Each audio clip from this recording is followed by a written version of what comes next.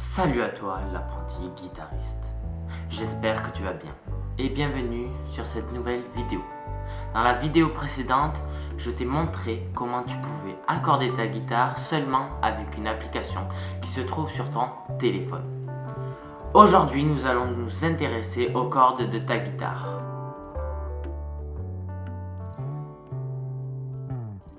Nous allons voir leur nom et leur notation. Et à la fin de la vidéo, je te donnerai 2 moyens mnémotechniques pour que tu puisses te souvenir de tout ça. Mais avant ça, générique.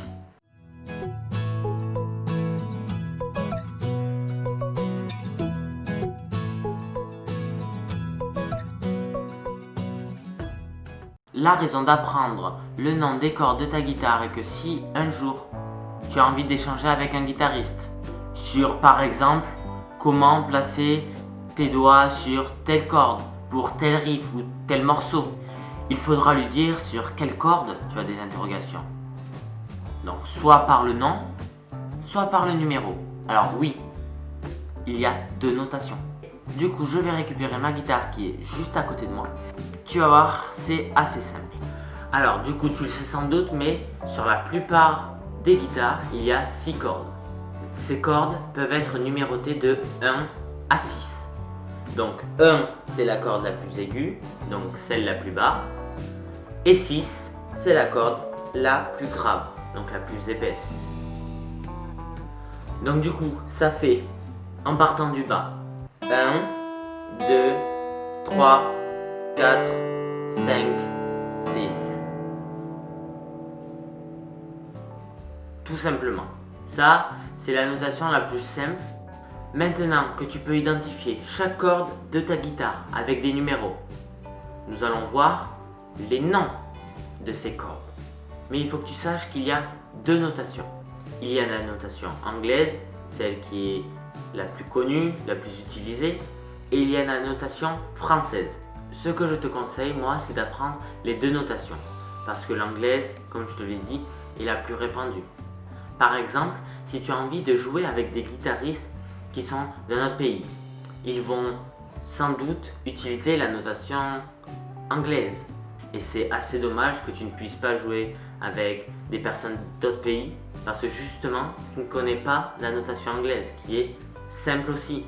Du coup, de la note la plus aiguë à la plus grave, cela donne avec la notation française mi aigu, si, sol, ré, la, mi. Alors qu'avec la notation anglaise, cela donne E, B, G, D, A, E. Maintenant, tu connais donc aussi les noms des cordes de ta guitare. Seul problème, tu n'arrives pas à les retenir. Il y a 2 notations en plus, donc ça peut être compliqué. Donc comme premier, je vais te donner 2 moyens mnémotechniques pour que tu puisses retenir ces cordes de manière très efficace. Donc ces 2 moyens mnémotechniques sont 2 petites phrases.